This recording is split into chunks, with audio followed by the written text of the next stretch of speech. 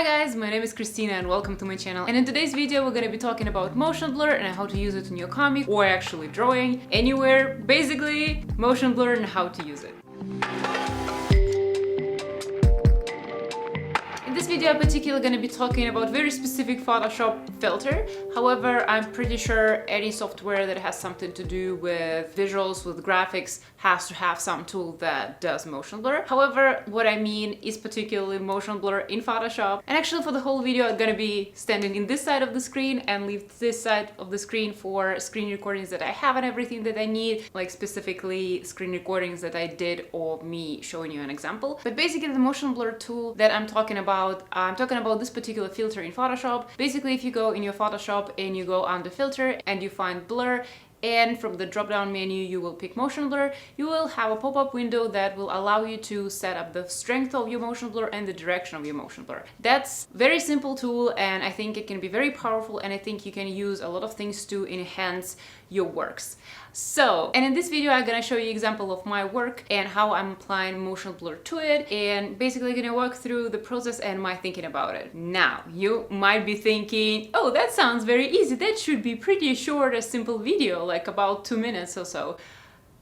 No, guys, I did 17 minutes video on just bubbles and just about the mind process of creating bubbles and thought that you should put in them. So I like breaking down even a simple tool that you're using and asking questions, what is the purpose and how to utilize it to the best of your ability. Basically thinking what this tool is doing. Always use it with purpose because the tool itself is easy. All the tools I think is easy, like pencil is easy, pencil and paper thing is easy. It's all about what is happening in your head that make it work the most. So before we even start, let's talk about why would you want to use motion blur and why would you not want to use motion blur. You want to use motion blur to emphasize motion, as the name suggests, in your drawing. Basically, if you want to emphasize this motion, the idea comes from the way camera would capture an image. If an object is moving or something in the scene is moving or the camera is moving, the camera would not be able to capture the situation sharply. It will have blur. So you basically recreating and faking camera effect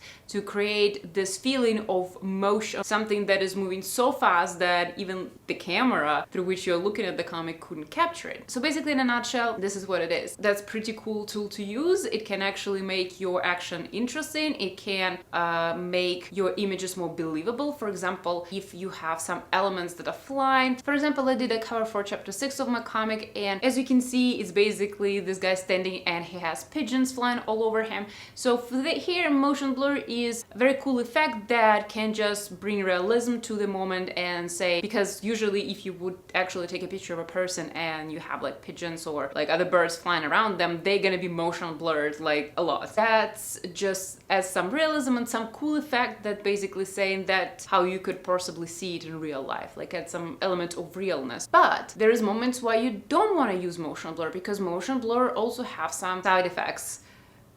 When you apply motion blur, you lose details. Lose details a lot, and the more motion blur you apply, the more details you lose.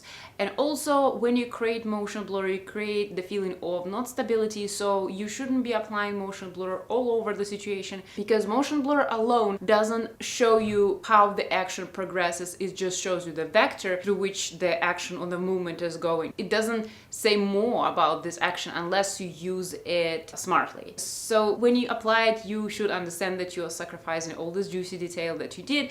However, also to make motion blur work really well, you really should draw all these details in before applying motion blur.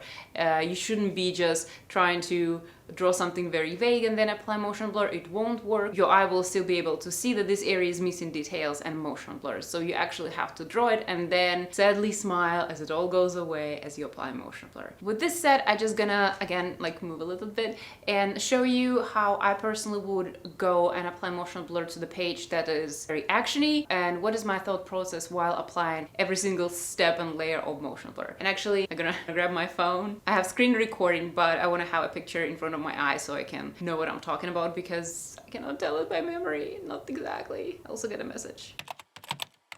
So first of all, I already showed you in the beginning how you would access this tool. One thing that you can do if you want to motion blur one particular area, you want to select it with lasso. You might want to go to the up right corner and select feathering for your lasso, because normally if you use your lasso will have sharp edges, but if you add some feathering, it will have soft edges, so when you apply motion blur, it doesn't have sharp borders, so it doesn't look funky. Or another thing that I like to do sometimes is I just create a copy of all the layers that I have, I put them on top, and I apply motion blur to this particular layer, and then I create mask and I erase excessive one, or just create a mask that is black and just paint this motion blur that I just added. There's many ways that you can go around it, but this is two that I'm doing, and in this process I'm, I guess, mixing the two and creating a big mess. So as you can see, the image that I have, it's like actiony moment, and actually, there is two ways that I could go around it. I think this page would work fine without motion blur. It will just have different effects where it will feel like a frozen moment, a moment frozen in time. It will feel like extreme slow motion, because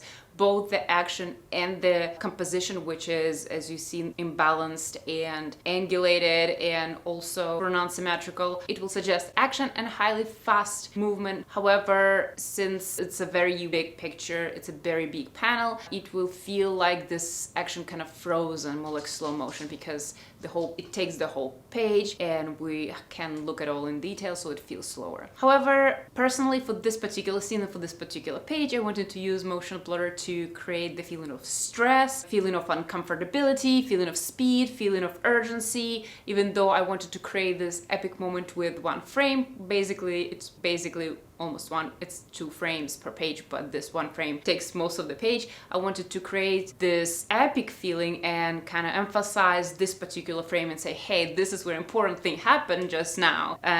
But however, I wanted to still have the feeling of things not being resolved, and feeling of uneasiness and feeling like gonna act fast, like have to do something smarter than next, like that the protagonist, the girl is the protagonist. It might be a monster, but in this case it is the girl. She's the protagonist of the scene, and I wanted with this speech show that if she's not thinking smart, this is not the win necessarily. Like, she clearly attacked the monster, but we're not ended. Like, we still have motion and stuff is in motion, stuff is happening. So I wanted to add this uneasiness, because indeed the action is not over, stuff is gonna happen, all of that. So that's why I decided to add motion blur, and I decided to add it to both of the panels. For the first panel, as you can see, we see the girl, and on the previous page the creature attacks, but attacks not her. It bypasses her a little bit and tries to attack a woman behind her. You can see the girl kind of steps in front of him and try to cut it with a knife and try to do something. But on the first panel that you can see, this is where she's a little taken aback, and this is where she's making decision to attack. This is the first time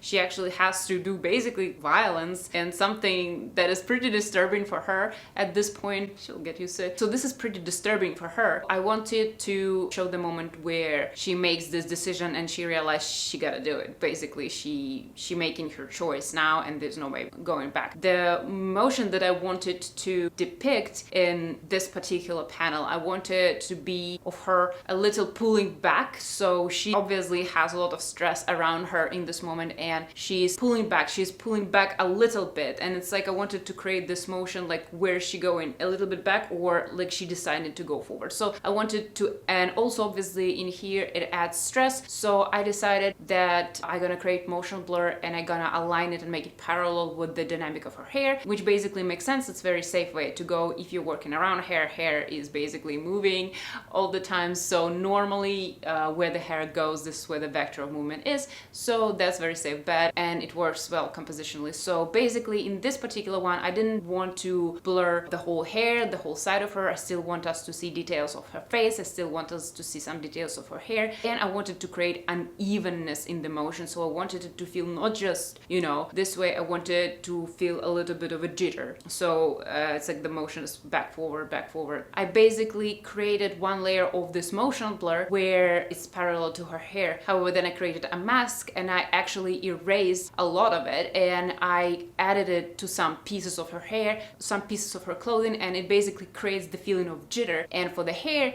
it creates the feeling of unevenness, how her hair is moving. And I'm gonna try to show you how basically what I was trying to achieve is, imagine like when she's doing this, one part of her hair is moving and another one is either not moving or moving with the camera, so we don't see a motion blur. So it's like almost like different parts of her hair moving differently, so it's also create the feeling of like unstable motion that hair reflects. So now going to the hero panel of this page, and here I was doing a lot of different things. I'm looking at it. Let's start from the simplest things. It's basically the wound itself, how she's cutting the wound on the creature's face. This is very self-explanatory. We see how the motion is going, and this is where we're directing our motion blur. I also do where there is the ending of the action. It's where she's holding her knife, and this is where she stops. So she cuts, and this is where the action stops. So I'm actually not applying any motion blur to her knife or to her wrist, because this is where the action stops. I wanted the action to feel like,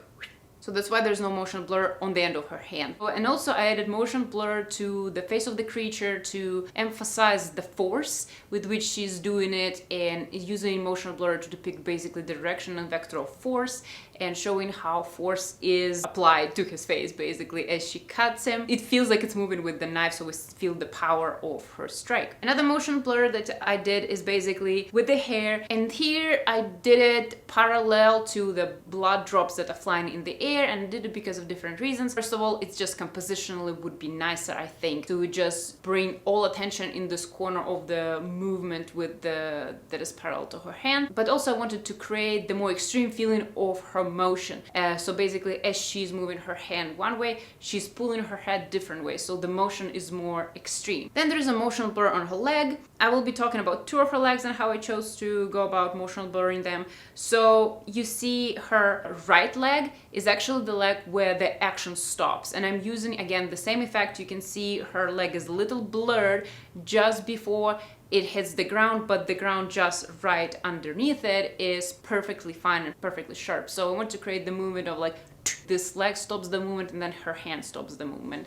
So, but also I added motion blur on the grass, and I wanted the motion blur to go up because I wanted to emphasize the resistance that earth gives her, so you can feel her hitting this ground very hard, and also potentially maybe some grass flies off a little when she's standing on flowers. So basically some flowers fly off or something like this. And as for her left leg, this leg is more following the action. Purpose of motion blur here, I just wanted to show how this leg is basically wobbling as a result of everything that is happening, because she's making this strong step with her right foot and her left foot is basically just following her body. Next I applied the motion to her left arm and a little bit of the side of her body, and I created the same jittering effect that I created on a panel before. Basically there is nothing specific that I wanted to tell about the movement. I just wanted to create the feeling of jitter, and I decided to choose direction that is 90 degrees towards the main action vector where her hand is cutting the creature's face. So because 90 degrees will create the maximum contrast that you can have between the vectors, so I created just 90 degrees to it, and I created the jitter and disbalance and all of that, and basically to add a feeling of stress that she might be experiencing as she attacking this creature.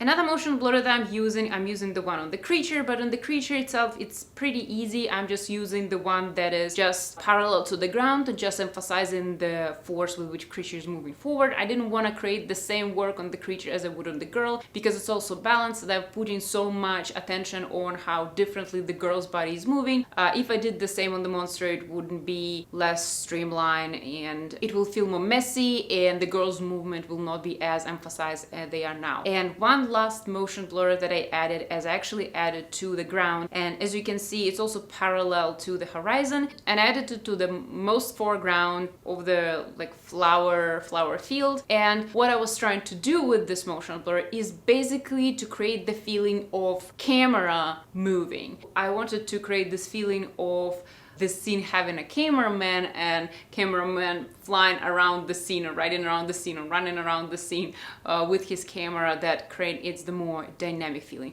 Obviously I'm not expecting this scene to have all of these feelings standing out, so you look at it and you see, oh, I see exactly how the body of the girl is moving, I see exactly how the camera is flying around the scene. No, I didn't want my readers to actually get this all exactly. I just broke it down to you, my thought process, and why I applied motion blur as I did. But ultimately all these little details would add the feeling of movement and everything that I wanted to do, of jittering, of stress, of very, very energy-filled moment, and all of this. This is just example of one page of how we can use motion blur. I thought this page is a good example because there's so many different ways I'm using motion blur in this particular one. You don't have to use motion blur exactly this way, this more photoreal way as it is presented by this filter in Photoshop. You can use motion lines or everything in between. Basically, there is many more tools how you can represent the motion, but I wanted to show the idea that you can put behind the motion blurriness or the feeling of speed that you will add to your comic. So I hope this example didn't stress you out, but I actually think that can be very useful information. It can add a lot of interesting nuance to your page, and especially to action page, and make it stand out and make it more interesting and add a layer of quality to it. I hope this video was interesting. I hope it was helpful, and other than this, thank you so much guys for tuning in, and I really hope to see you in my next video. Thank you so much guys for watching.